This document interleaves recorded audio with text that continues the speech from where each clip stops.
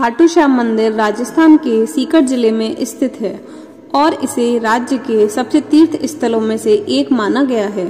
बोलो खाटू नरेश की जय।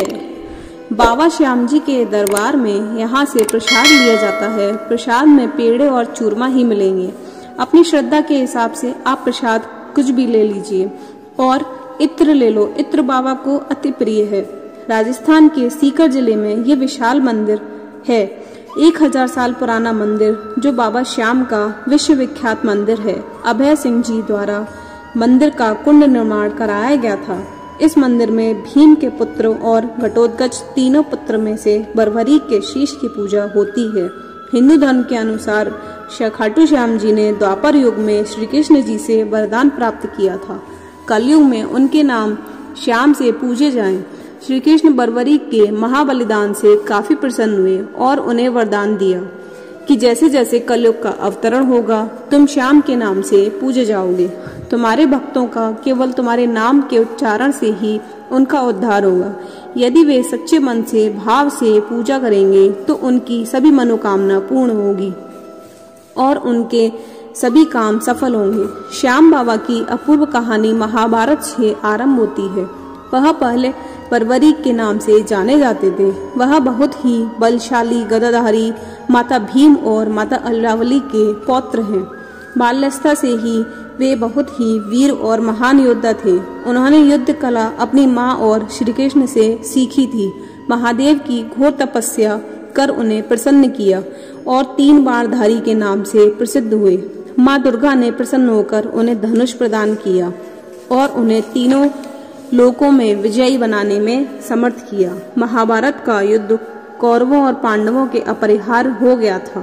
यह समाचार बर्बरीक को प्राप्त हुआ तो युद्ध में सम्मिलित होने की इच्छा जागृत की और वह अपनी माँ से आशीर्वाद प्राप्त करने पहुंचे। तब माँ को हारे हुए पक्ष का साथ देने का वचन दिया।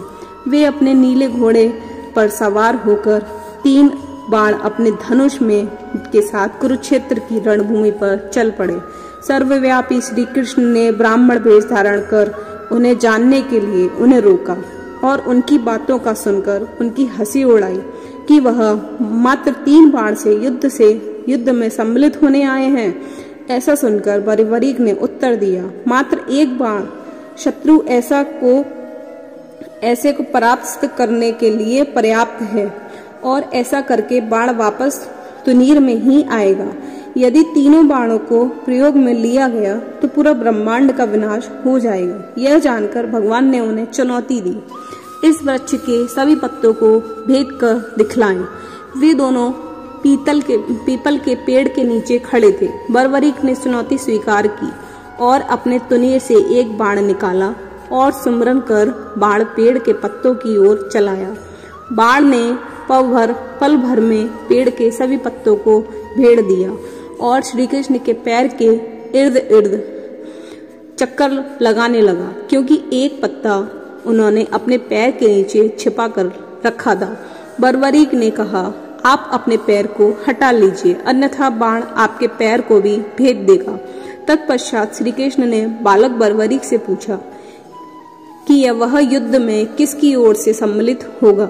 बर्बरीक ने कहा, अपनी माँ को दिया हुआ वचन दोहराया और कहा, युद्ध में जो पक्ष निर्मल होगा और हार रहा होगा उसी को वह अपना साथ दूंगा। श्री कृष्ण जानते थे युद्ध में कौरवों की हार तो निश्चित है। इस कारण अगर बर्बरीक ने उनका साथ दिया तो परिणाम गलत पक्ष में चला जाएगा। अंततः ब्राह्मण रूपी श्री कृष्ण ने बर्बरीक से वरदान मांगने की अभिलाषा व्यक्त की। बर्बरीक ने उन्हें वचन मांगने को कहा। ब्राह्मण ने उनसे शीश का दान मांगा। वीर बर्बरीक क्षणभर के लिए तो अचंभित हुए, परंतु अपने वचन से अडिग नहीं हो सकते थे। बर्बरीक बोले, साधारण ब्राह्मण इस तरह का दान नहीं मांगता। ब्राह्मण ने अपने वास्तविक रूप में अवगत कराने की प्रार्थना की। ब्राह्मण रूपी श्री कृष्ण अपने वास्तविक रूप में आ गए। श्री कृष्ण ने बर्बरीक को शीश का दान मांगने का कारण समझाया।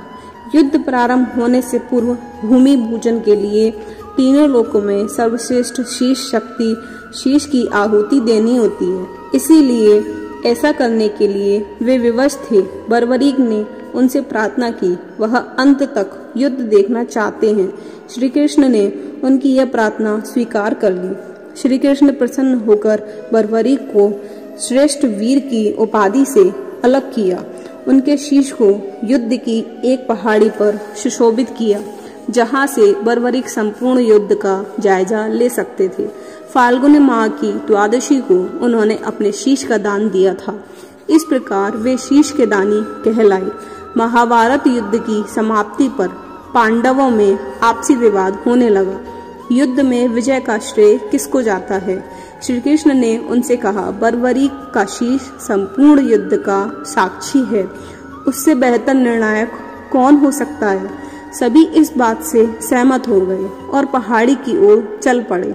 वहीं पहुंचकर बर्बरीक के शीश ने उत्तर दिया, श्री कृष्ण ही युद्ध में विजय प्राप्त कराने में सबसे महान पात्र हैं।